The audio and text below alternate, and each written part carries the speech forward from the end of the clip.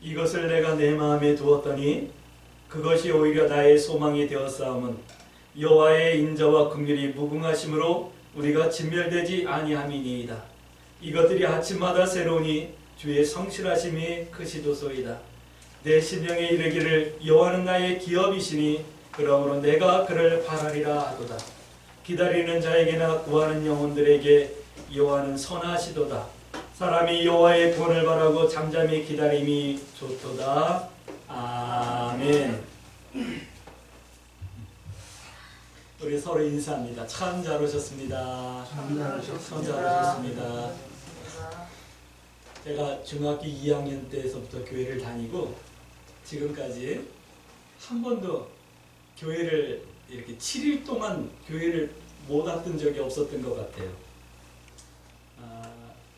물론 몇 번 한 6, 7번 정도 주일 예배를 못 드린 적은 있었어요.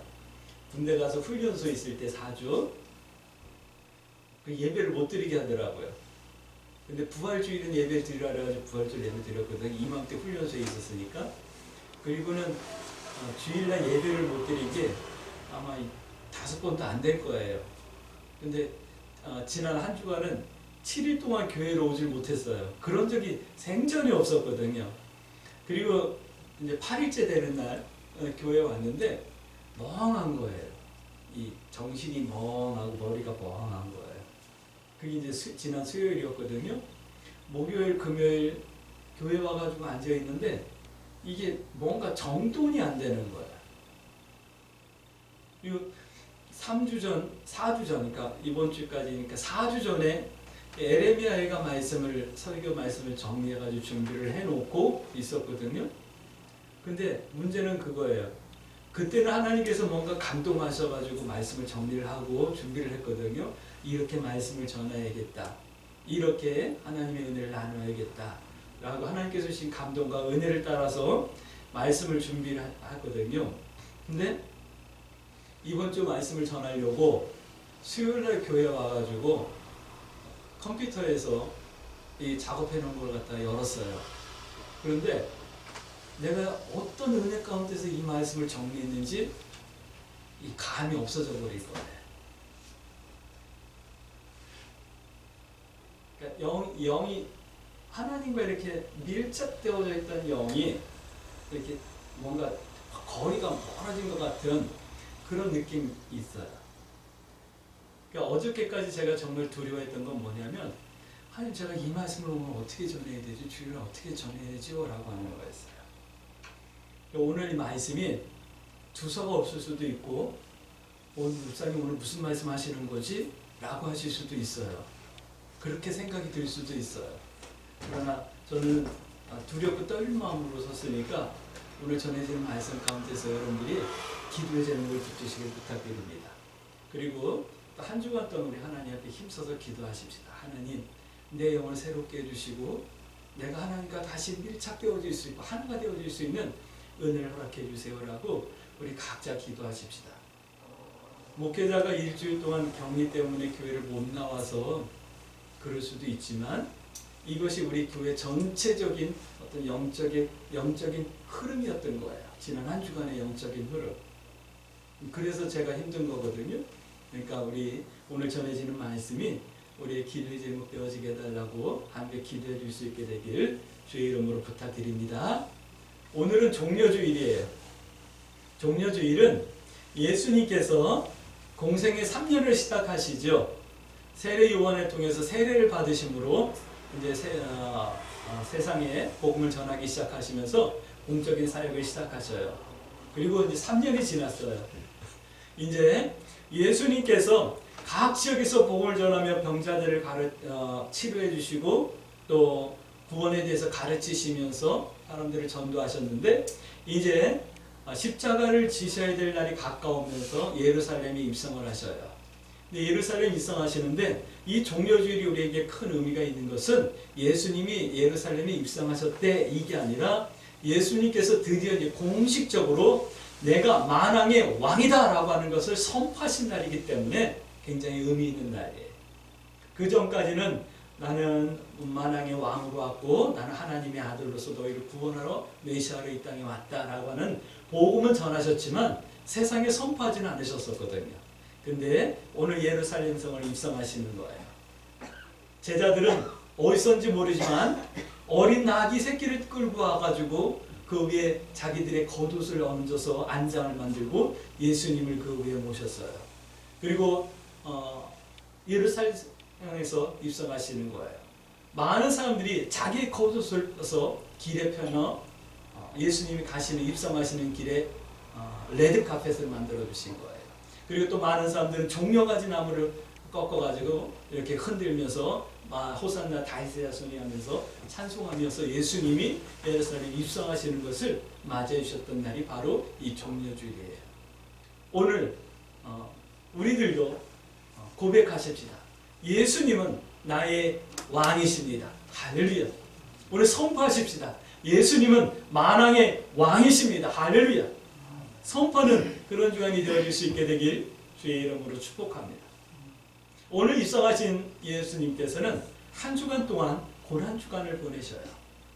이 한 주간 예루살렘 성을 보면서 안타까움에 우시기도 하셨고 또 마지막 만찬을 제자들과 함께 나누시면서 이것이 너희를 위한 나의 살이고 너희를 위한 나의 피다라고 말씀하시면서 구원에 대해서 생명에 대해서 말씀을 나누셨던 시간도 있으셨어요.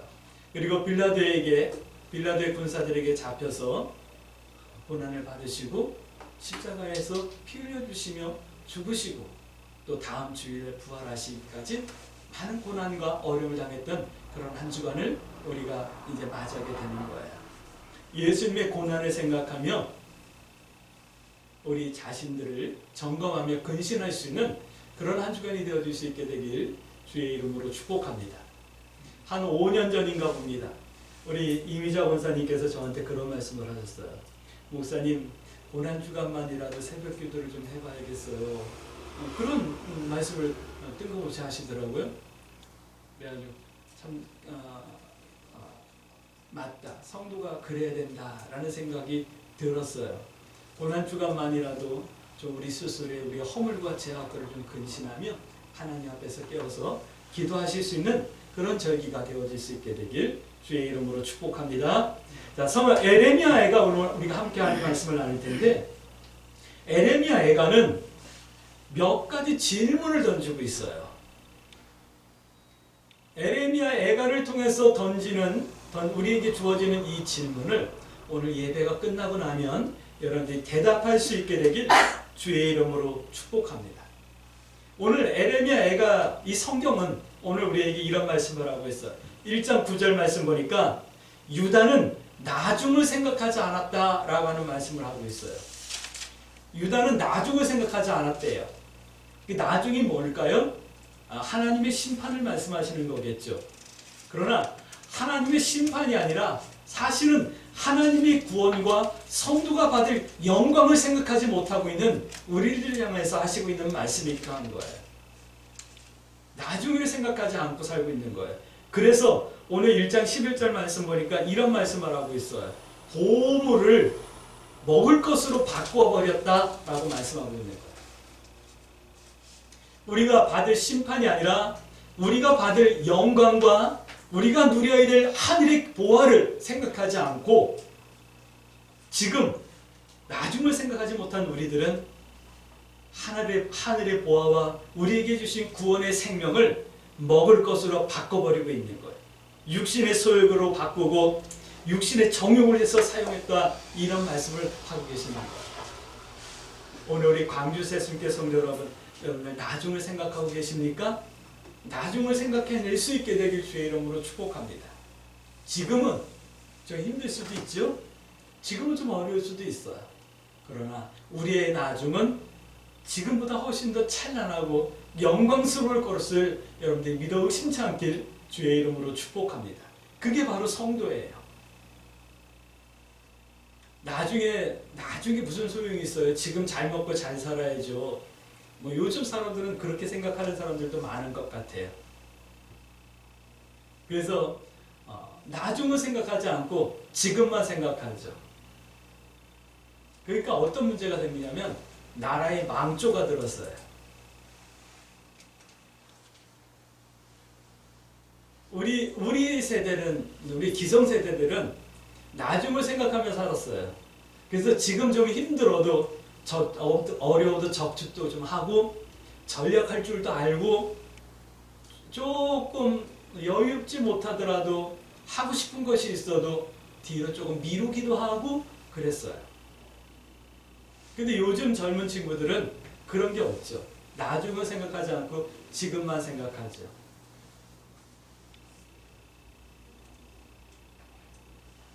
나라가 망조가 되는 것 같아요. 이렇게 제가 이제 나이를 조금 먹어가면서 중년이 돼가면서 우리 젊은 애들 말로는 꼰대가 돼가서 그런지 모르겠지만 나라가 망조가 들고 있다라는 생각이 들어요. 젊은 청년들이 내일을 생각하고 내일을 준비하지 않고 내일을 생각하지 않고 지금 당장을 살기 때문에 결혼을 못하죠. 결혼을 해도 아이를 안 낳죠. 우리만 잘 살면 되죠. 그러면서 아이를 안 낳고 개를 키우죠. 이게 지금은 행복한 것 같고 지금은 편한 것 같지만 나중에 가면 나라가 망하는 거예요. 나라가 없어지는 거예요. 그런 염려들이 이제 생기는 거 보면 제가 나이를 먹은 건지 아니면 정말 이 시대가 나중을 생각하지 않고 있어서 그런 건지 참 안타까운 마음이 들어요. 오늘 우리 젊은 청년들도 나중을 생각할 수 있게 되길 주의 이름으로 축복합니다. 그래서 지금의 조금 어려움과 불편함과 상대적인 박탈감들을 여러분들이 견뎌낼 수 있는 그런 은혜가 있어지길 주의 이름으로 부탁드립니다. 에레미야의 마음의 고통은 여기서부터 출발한 거예요. 나중을 생각하지 않는 유다 백성들 때문에 시작이 되어진 게 에레미야 마음의 고통이에요.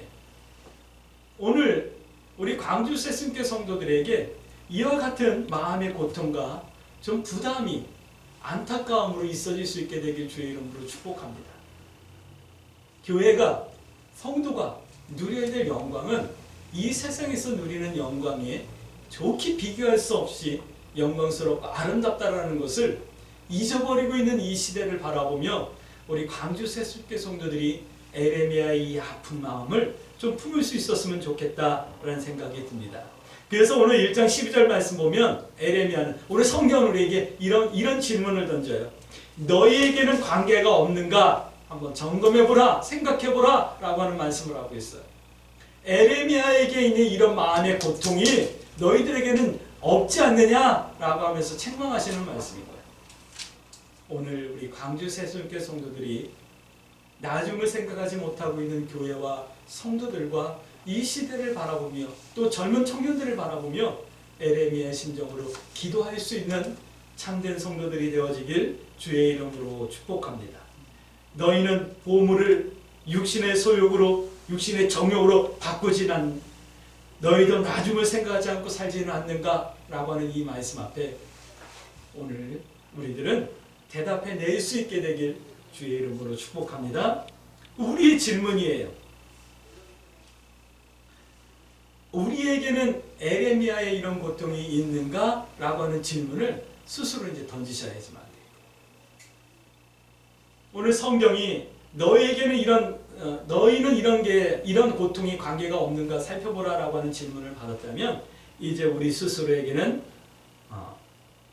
이런 질문을 해야 돼. 경은이 너에게는 에레미야 이 고통이 있니? 라고 스스로 질문하셔야지만 되는 거예요.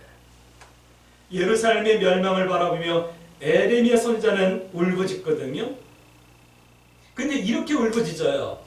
나의 죄악 때문에 사람들이 나를 조롱합니다. 에레미야 선지자가 무슨 죄악이 있었겠어요? 하나님의 선지자인데, 눈물의 선지자인데. 근데 오늘 이렇게 울부짖습니다. 나의 죄악 때문에 사람들이 나를 조롱합니다. 나를 비웃습니다. 하나님. 그래서 하나님 앞에 호소하면서 울부짖는 그런 모습을 볼 수가 있어요. 그러면서 또 이런 말씀도 하고 있어요. 저 사람들도 내가 당하는 이런 아픔과 이런 조롱을, 이런 비웃음을 다 당하게 해주세요. 왜냐하면 저들이 더 죄가 많거든요. 라고 얘기하는 거예요. 이 말씀을 좀 바꿔볼까요? 에레미야는 예루살렘에서 일어나고 있는 이런 불법과 부정과 제약들을 바라보면서 개인의 문제처럼 하나님 앞에 표현하며 기도하는 거예요. 그런 거예요. 죄의 문제는 늘 내 개인적인 문제처럼, 내 문제처럼 담당해야 됨을 말씀하고 있는 거예요. 세상에서 일어나는 죄악들과 세상에서 일어나는 불법과 부조리들을 바라보며 내 문제처럼, 내 죄처럼, 내 치부처럼 그렇게 하나님 앞에 짊어지고 나아올 수 있는 그런 성도들이 이 땅에 필요한 거예요.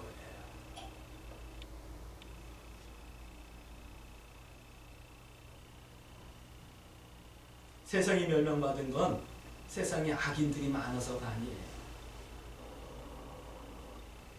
예루살렘에 이 심령을 가지고 기도하는 한 사람이 없어서 멸망받은 거예요. 그런데 유다에 당한 이 고난은 예표요 본복이라고 하는 거예요. 그렇다면 택하지 않은 다른 이방 사람들은 어떻게 될까요? 더하면 더했지 덜하지는 않겠죠? 로마서 11장 17절 말씀 보면 감람나무의 비유가 나와요.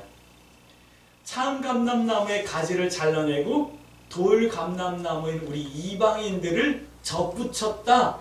그래서 뿌리로부터 공급받아서 우리도 예수 그리스도의 열매를 맺는 참 감람나무 되게 해주셨다라고 말씀하시는 말씀이 나와요. 그러면서 이런 말씀도 하고 있어요. 참 감람나무 가지도 아끼지 않고 찍어버리셨는데 돌 감람나무인 너희들이 오직하겠느냐. 너희들 정신 차리지 못하면 너희들 이제 뿌리채 뽑힐 거다. 이 말씀을 하고 계시는 거거든요. 오늘 에레미야 선지자가 유다를 바라보면서 이렇게 눈물을 흘리며 기도할 수밖에 없었던 그 아픔과 애통함이 오늘 우리를 향한 예표요 그림자다라는 거예요. 나는 이방인이에요. 우리는 이방인이에요. 성경으로 볼 때, 유다인을 통해서 볼 때 우리는 이방인이거든요. 근데 우리가 나중 일을 생각하지 않고 산다 그러면 나중엔 정말 끔찍한 일을 당할 수 있다는 것을 여러분들 잊지 않길 주의 이름으로 축복합니다. 성경은 분명하게 말씀하십니다. 2장 22절 하나님께서 진노하시는 날에는 피하거나 남을 자가 없다. 분명하게 말씀하고 있어요. 그렇다면 어떻게 해야 될까요? 어떻게 온전해질 수 있을까요?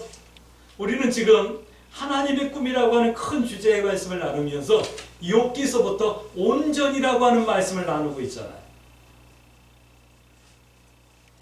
아가서까지는 온전히 무엇인가에 대해서 배웠다고 말씀하셨고 이사야서서부터는 어떻게 온전해질 것인가에 대해서 말씀을 나누고 있잖아요. 오늘 우리는 어떻게 해야 될까? 어떻게 온전해질 수 있을까라고 하는 이 물음을 가지고 오늘 에레미야 애가 말씀을 함께 기도의 제목 삼을 수 있게 되길 주의 이름으로부터 부탁드립니다. 오늘 성경은 이렇게 말씀하고 있어요. 첫 번째, 이 마음을 품으래요. 어떤 마음이냐면 3장 20절 말씀부터 나오는 말씀인데 고난 중, 심판 중에라도 나의 소망을 하나님께 두라라고 하는 말씀을 하고 있어요. 나의 소망을 하나님께 두는 이 마음을 좀 품고 사셔야지만 되는 거예요. 그러면 3장 32절 말씀 보면 하나님께서 긍휼히 여기신다라고 말씀하고 있어요. 여러분들 소망이 하나님께 있습니까? 세상은 이해할 수도 없고 사람들은 알 수 없는 고난 중에 있는 또는 절대 절망 가운데 있는 그런 상황에 있는 성도가 있을 수도 있어요. 그러나 그렇다 할지라도 하나님을 향한 소망은 항상 있어야 된다라고 하는 말씀을 하고 있는 거예요. 우리가 이 소망이 없어지기 때문에 내일을 생각하지 못하는 거고 오늘 사는 거예요. 오늘 우리 강주 세승교 성도 여러분 고난과 절망 가운데 있다 할지라도 소망을 하나님께 둘 수 있게 되길 주의 이름으로 축복합니다. 그래요. 내일이 내게 뭐가 보여요? 아무것도 안 보이잖아요. 나는 나이 들었어요. 좋은 직장 없어요. 벌어놓은 거 없어요. 노후가 불안해요. 아무것도 없어요. 그러면 끝나고 죽어야 되나요? 아니잖아요. 우리에게는 하나님이라고 하는 소망이 있고 우리에겐 천국이라고 하는 소망이 있잖아요. 그것을 두고 살라, 마음에 두고 살라 라고 말씀하시는 거예요. 할렐루야. 또 이런 말씀을 하고 있어요.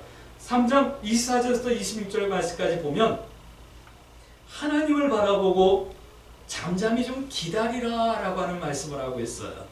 그러면 3장 32절 말씀 보니까 하나님께서 긍휼히 여기신데 잠잠히 기다린다 라고 하는 말은요, 우리가 오해하기 쉬운데 감나무 밑에서 감이 떨어지길 바라고 입 벌리고 있으라는 얘기가 아니에요. 잠잠히 기다리라는 것은 아무것도 안 하는 것을 말하는 것이 아니라 지금 오늘 내가 처지한 형편에서 할 수 있는 것을 최선을 다하는 것, 그것을 말씀하는 거예요. 그리고 성경이 말씀하신 것처럼 항상 기뻐하고 쉬지 말고 기도하고 범사에 감사하는 거예요. 하나님께서 긍휼을 베푸신다라고 말씀하고 있어요. 왜냐하면 3장 33절 말씀 보니까 하나님의 본심은 성도들이 고난받는 것, 성도들이 심판받는 것, 성도들이 절망 가운데 살아가는 것이 하나님의 본심이 아니거든요. 하나님의 본심은 성도들이 온전해지길 원하는 거예요. 온전해지길 원하는 성도들이 하나님의 꿈이기 때문에 고난을 받거나 성도가 심판을 받는 것, 절망하는 것, 이것이 하나님의 본심이 아니기 때문에 소망을 또 잠잠히 기다림을 내 마음에 두고 사는 성도들은 하나님께서 반드시 긍휼을 베풀어 주신다. 할렐루야. 이 사실을 여러분들이 믿음으로 붙들 수 있게 되길 주의 이름으로 축복합니다. 그러니까 마음에 두고 살아야 한다라고 하는 말씀을 하시는 거예요. 나중의 일을 마음에 두고 지금은 온전해지는 일을 힘쓰라, 이 말씀을 하고 있는 거예요. 할렐루야.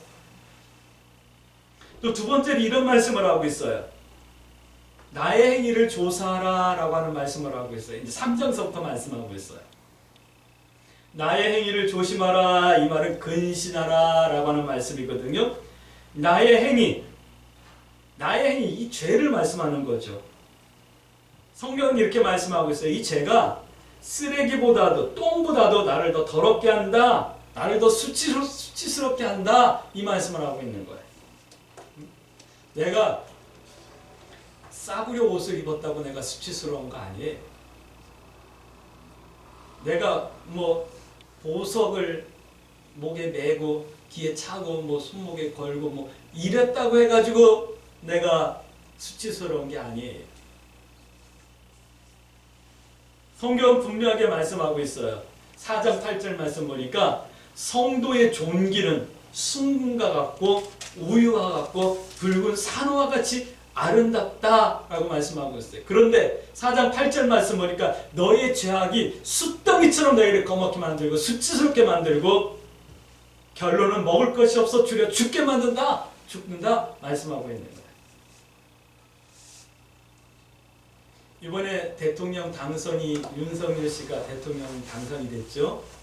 그 대통령 당선인의 비서실장이 있어요. 그 사람이 장제원 씨라고 국회의원이에요. 참 열심히 있고 신실한 사람 같아요. 저 직접 만나보질 않아서 잘 모르는데, 근데 그 아들 녀석이 개차반이야. 장아무개인데 활동하는 예명으로는 노엘이라고 하는 그 래퍼 가수예요. 근데 그놈이 그렇게 술을 먹고 운전을 하고 그렇게 개차반을 하고 그래. 지난 주간에 이제 확정이 되어졌는데 1년 실형을 받게 되어졌다라고 하는 얘기, 뉴스가 나오더라고요. 그 얘기를 보면서 아버지는 대통령 당선인의 비서실장이고 국회의원인데 아들 녀석이 참 저래서 아버지가 얼마나 얼굴이 부끄러울까 뜨끈뜨끈할까 하는 생각이 들더라고요. 우리는 성도인데 하나님의 아들인데 하나님은 천지를 창조하시고 전능하신 하나님입니다.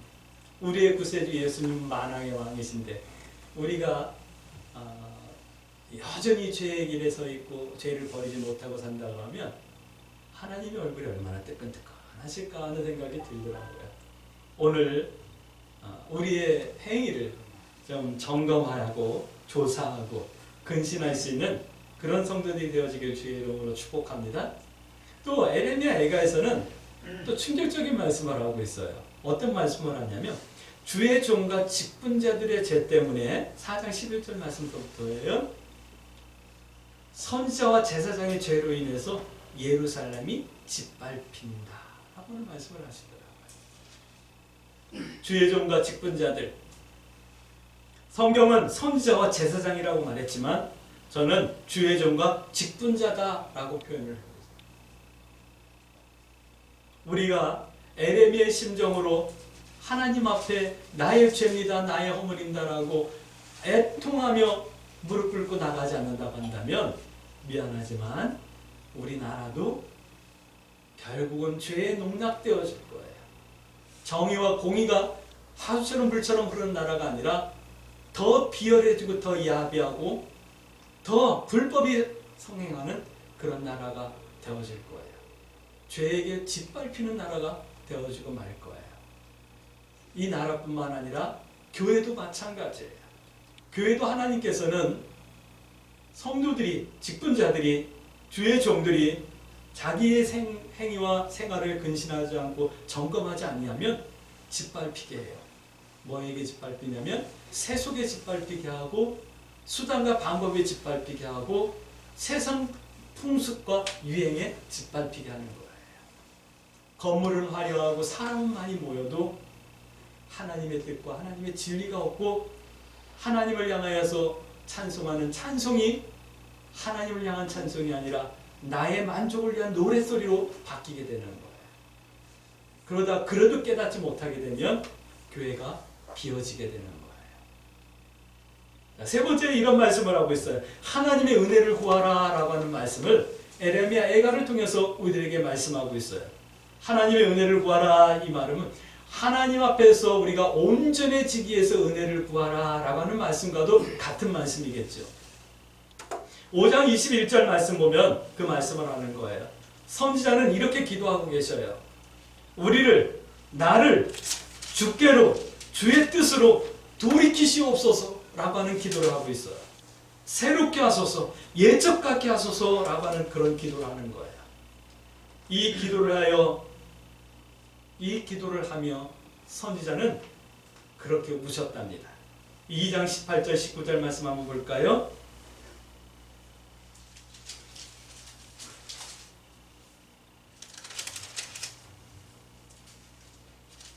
그들의 마음이 주를 향하여 부르짖기를 그들의 마음이 주를 향하여 이 말은 선지자의 마음이 이렇게 기도했다라는 거겠죠.